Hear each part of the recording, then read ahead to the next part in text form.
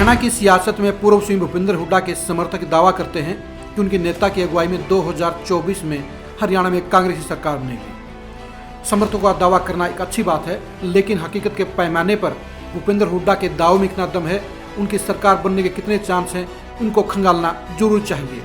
जब हमने कांग्रेस के हालात को, कांग्रेस के नेताओं की फौज को करीबी से देखा, उनका विश्लेषण किया, तो ये जाहिर हो गया, साबित हो गया कि नकारा नेताओं की फौज के बलबूते पर भूपेंद्र हुड्डा कांग्रेस को सत्ता की मौज नहीं करवा पाएंगे।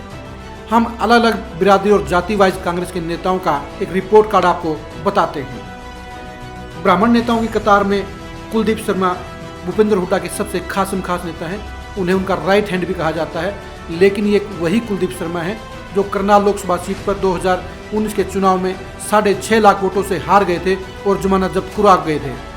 कुलदीप शर्मा के कारण कांग्रेस में कोई भी दूसरा ब्राह्मण नेता पनप नहीं पाया। कुलदीप वत्स के तौर पर जो बादली के विधायक हैं, कांग्रेस के पास एक अच्छा विकल्प है, लेकिन कुलदीप शर्मा ने उन्हें उभरने नहीं दिया।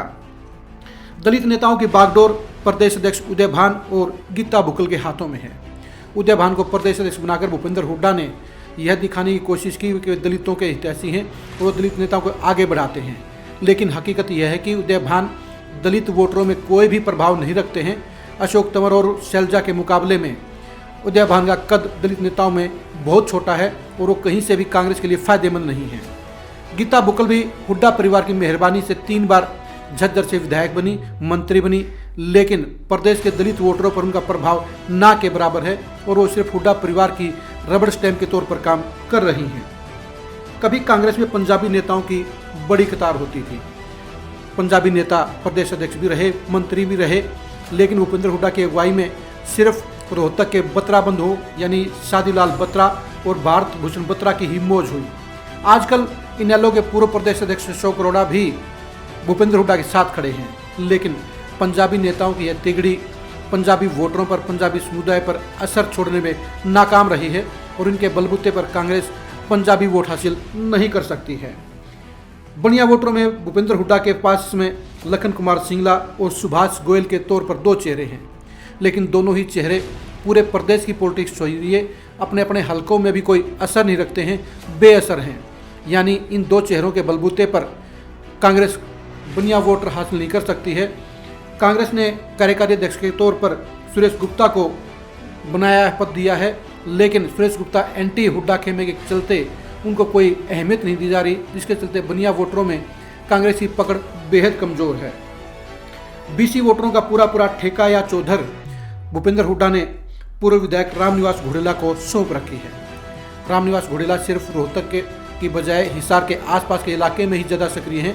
बाकी प्रदेश में रामनिवास घोडेला की बीसी वोटरों पर कोई भी पकड़ नहीं है, कोई प्रभाव नहीं है, जिसके चलते 30% बीसी वोटरों के ऊपर कांग्रेस का प्रभाव ना के बराबर है। ओबीसी वोटरों में कहिए या अहिरवाल कहिए, अहिरवाल में राव इंद्रजीत के मुकाबले में भूपेंद्र हुड्डा ने राव दान सिंह और राव नरेंद्र सिंह को प्रमोट किया, लेकिन दोनों ही नेता राव इंद्रजीत को टक्कर देना तो दूर, अहिरवाल में अपना असर भी नहीं पैदा कर पाए, वे बड़े नेता नहीं बन पाए। राव नरेंद्र सिंह तो लगातार 2 बार से चुनाव हार रहे हैं और राव दान सिंह भी सिर्फ महेंद्रगढ़ सीट पर ही सिमटे हुए हैं। गुर्जर नेताओं की कतार में रामकिशन गुर्जर और प्रदीप चौधरी दोनों ही शैलजा के साथ हैं।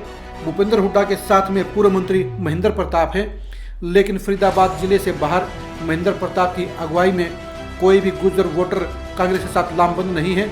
यानी महेंद्र प्रताप अपने ही बेटे को विधायक नहीं बनवा पाए, खुद भी विधायक नहीं बनवा पाए, ऐसे में वो गुर्जर वोट कैसे कांग्रेस को दिलवा पाएंगे। राजपूत नेताओं की कतार में इस समय कांग्रेस के पास 2 नेता हैं, वीरेंद्र राठौर और चेतन चौहान, लेकिन ये दोनों ही नेता एंटी हुड्डा हैं और हुड्डा के पास इसमें कोई भी राजपूत नेता नहीं है। अब आप ही बताइए, जब भूपेंद्र हुड्डा के पास न कोई मजबूत ब्राह्मण नेता है, न कोई मजबूत दलित नेता है, न कोई मजबूत पंजाबी नेता है, न कोई मजबूत बनिया नेता है, न कोई मजबूत बीसी नेता है, न कोई मजबूत ओबीसी नेता है, न कोई मजबूत गुज्जर नेता है, न कोई मजबूत राजपूत नेता है, तो ऐसे में कैसे और किस तरह से भूपेंद्र हुड्डा कांग्रेस की सरकार बना पाएंगे। यानी जाट वोट जो 5 जगह बटे हुए हैं, बीजेपी में, कांग्रेस में, जेजेपी में, एनएलडी में, आम आदमी पार्टी में, वो तो 5 जगह बटेंगे, लेकिन गैर जाट वोटर पूरी तरह से बीजेपी के साथ लंबन हैं। जब तक गैर जाट वोटर बीजेपी को छोड़कर कांग्रेस के पास वापस नहीं आएंगे, तब तक कांग्रेस की सरकार कैसे बनेगी। ऐसे में नकारा नेताओं की फौज के बलबूते पर भूपेंद्र हुड्डा कैसे कांग्रेस की मौज करा पाएंगे, ये सबसे बड़ा सवाल है और इस सवाल का जवाब 2024 में जनता देगी।